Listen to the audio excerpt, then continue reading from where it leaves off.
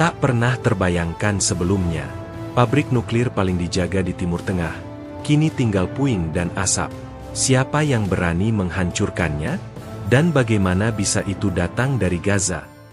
Di tengah gurun tandus Negev, jauh dari hiruk-pikuk kota Tel Aviv dan Yerusalem, berdiri sebuah kompleks rahasia yang telah lama menjadi misteri dunia. Bangunannya terlihat seperti fasilitas industri biasa. Namun di balik tembok tinggi dan kawat berduri yang dijaga ketat oleh militer, tersembunyi rahasia kelam yang tak pernah secara resmi diakui oleh pemerintah Israel. Tempat ini bernama Dimona. Selama puluhan tahun, Israel membantah memiliki senjata nuklir.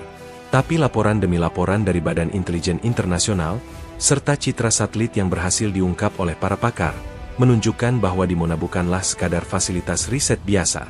Ia adalah pabrik nuklir. Tempat di mana potensi kehancuran massal diproduksi dalam senyap.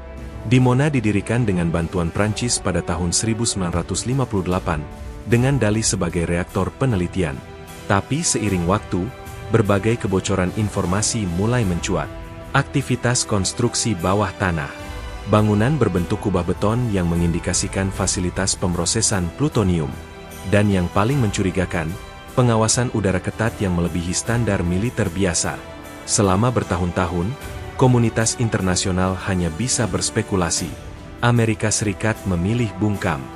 Badan Energi Atom Internasional pun tidak bisa melakukan inspeksi penuh, karena Israel bukan pihak yang meratifikasi perjanjian non-proliferasi nuklir.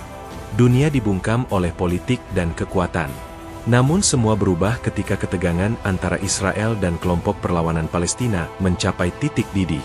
Setelah ratusan serangan udara Israel menghancurkan rumah sakit, sekolah, dan tempat ibadah di Gaza, Brigade Al-Qassam, sayap militer dari Hamas, mulai merancang balasan yang belum pernah terjadi sebelumnya. Para insinyur perang Al-Qassam yang bekerja di lorong-lorong bawah tanah Gaza, mulai merakit sesuatu yang berbeda. Bukan roket sembarangan, tapi rudal generasi terbaru yang mampu menjangkau kedalaman Israel. Rudal-rudal ini dinamai Zulfikar, sebagai simbol kekuatan perlawanan dan keadilan.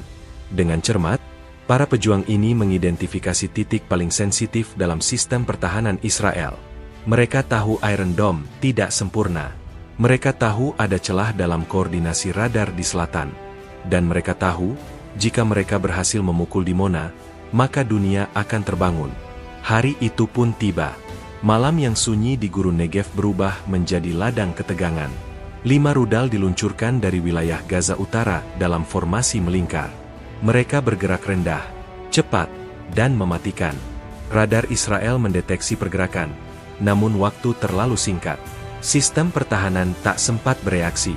Pukul 3:17 dini hari, langit gurun menyala merah. Sebuah ledakan dahsyat mengguncang tanah.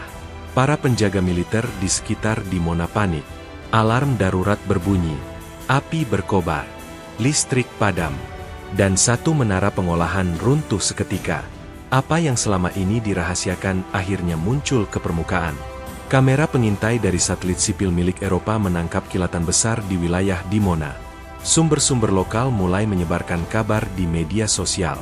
Israel bungkam. Mereka tidak memberikan pernyataan resmi. Tapi kebocoran informasi mulai tak terbendung. Pertanyaannya kini bukan lagi apakah Israel memiliki senjata nuklir. Tapi apakah mereka masih bisa menyembunyikan kehancuran itu dari mata dunia? Apa yang sebenarnya terjadi di dalam pabrik nuklir itu? Dan apakah ini baru permulaan dari kehancuran yang lebih besar? Ledakan itu menggema hingga puluhan kilometer. Getarannya dirasakan sampai ke kota Beersheva, dan bahkan sebagian warga di Yerusalem Selatan melaporkan adanya dentuman keras yang tidak biasa pada dini hari. Tapi bukan hanya suara yang membuat semua orang terdiam, melainkan fakta bahwa untuk pertama kalinya dalam sejarah modern, pabrik nuklir Israel yang selama ini dianggap mustahil disentuh, berhasil dihantam secara langsung oleh rudal pejuang Palestina. Brigade Al-Qassam tidak tinggal diam. Dalam pernyataan singkat melalui radio internal, juru bicara mereka menyebutkan bahwa serangan ini adalah balasan setimpal atas pembantaian terhadap warga sipil Gaza yang tak bersenjata. Mereka menyatakan bahwa selama Israel terus menyerang rumah sakit, sekolah, dan tempat ibadah, maka tidak ada lagi lokasi militer Israel yang aman dari balasan mereka. Rudal Zulfikar yang menghantam Dimona bukanlah rudal biasa. Ia adalah hasil rekayasa dalam kondisi serba terbatas di bawah blokade ketat.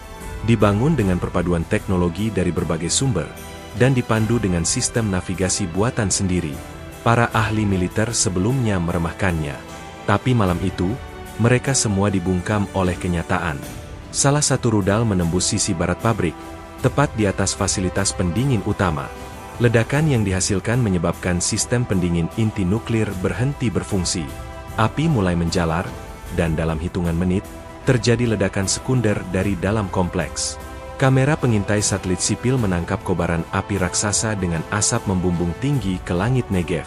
Warga Baduy yang tinggal beberapa kilometer dari lokasi berhasil merekam langit yang memerah disertai suara gemuruh aneh. Salah satu video amatir menunjukkan kobaran api dari kejauhan, diikuti dengan suara perintah evakuasi dari pengeras suara militer Israel. Video itu viral hanya dalam waktu 1 jam.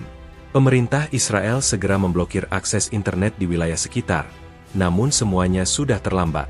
Di dunia internasional, spekulasi langsung merebak. Pemerintah Israel tetap memilih diam. Mereka menolak memberikan pernyataan resmi. Tapi kebocoran informasi dari internal militer mulai tak terbendung.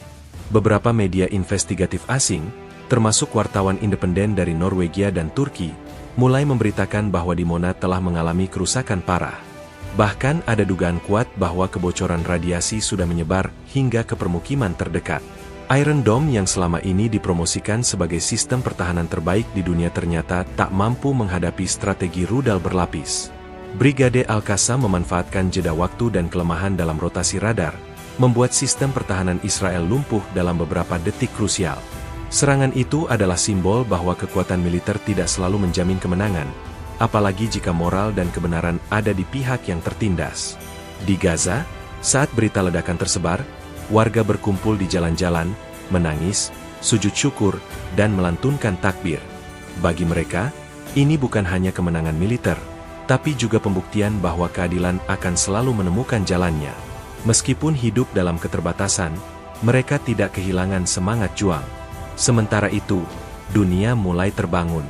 Di berbagai negara, aksi solidaritas bermunculan. Dari Istanbul hingga Jakarta, dari Karachi hingga Cape Town, umat manusia menyuarakan dukungan kepada rakyat Palestina. Mereka tidak lagi hanya melihat dari layar televisi, tapi ikut turun ke jalan.